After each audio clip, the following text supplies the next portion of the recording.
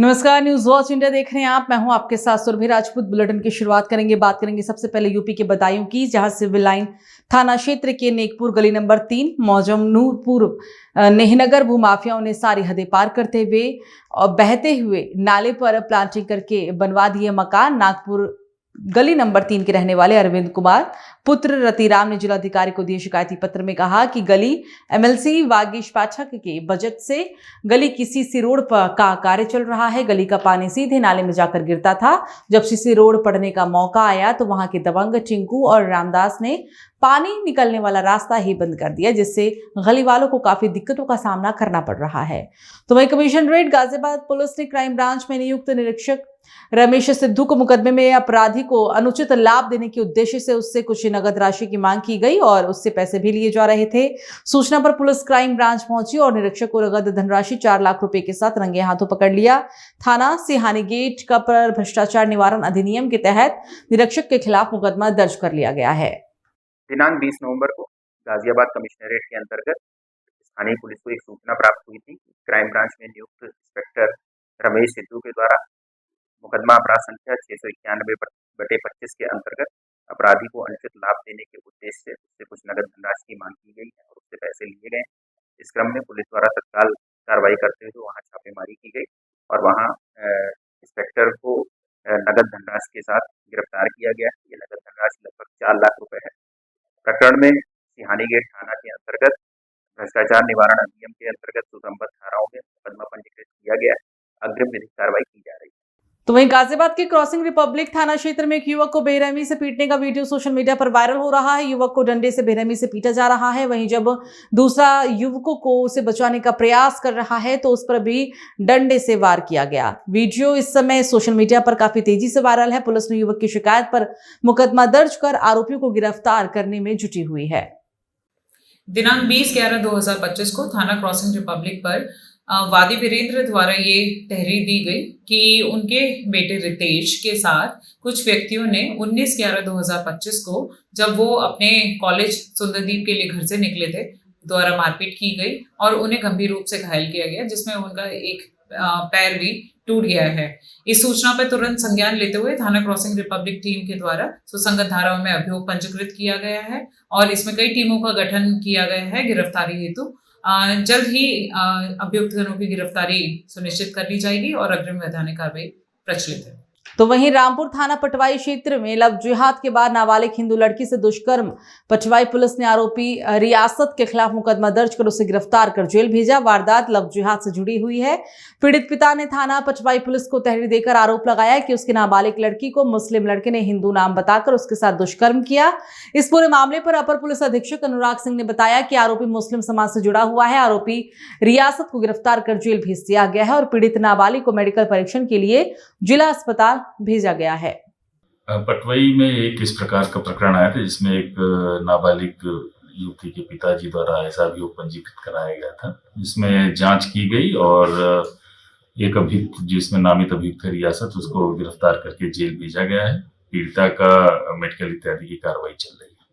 तो वहीं भारत की सुप्रसिद्ध पर्यावरणीयविद, वाटर वुमन और पंचतत्व फाउंडेशन की संस्थापक शिप्रा पाठक ने ब्रिटेन की संसद में भारतीय जल संस्कृति और पर्यावरण संरक्षण के संदेश को ऐतिहासिक रूप से प्रस्तुत किया। लंदन की संसद के दोनों सदनों में उन्हें भारत की ओर से आमंत्रित वक्ता के रूप में सम्मानित किया गया।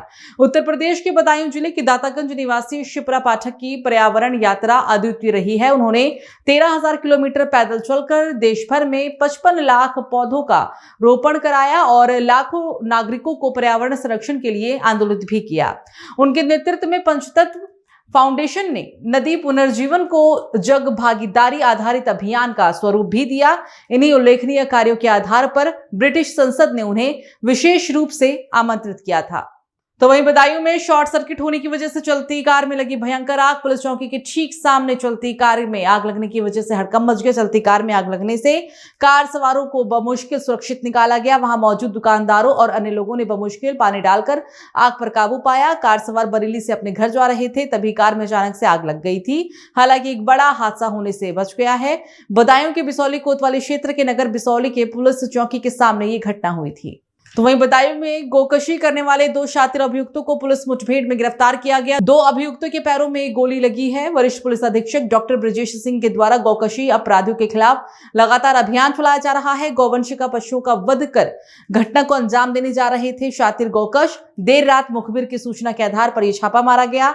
दोनों बदमाशों ने पुलिस पर जान से मारने की नीयत से फायरिंग की थी, जिसके बाद जवाबी कार्रवाई में बदमाशों के पैर में गोली लगी है। तो वहीं बदायूं के दातागंज थाना क्षेत्र के कस्बा समरेर का रहने वाला 27 वर्षीय इलियास पुत्र फन्ने दिल्ली में रहकर सिलाई करता था। सुबह सुबह रोडवेज बस से वो बदायूं रोडवेज पर घर जाने के लिए उतरा और ई रिक्शा में बैठकर अपने घर जा रहा था। इसी बीच सिविल लाइन थाना क्षेत्र की दातागंज रोड दातागंज रेलवे फाटक के पास सामने से आ रहे खनन माफियाओं के मिट्टी भरे ट्रैक्टर ट्रॉली ने ई रिक्शा को टक्कर मार दी, जिसमें 3-4 लोग घायल हुए थे। ई रिक्शा में इलियास भी बैठा हुआ था, उसे काफी चोटें इसमें आई थी। राहगीरों ने पुलिस को सूचना दी। सूचना मिलते ही पुलिस घटनास्थल पर पहुंची।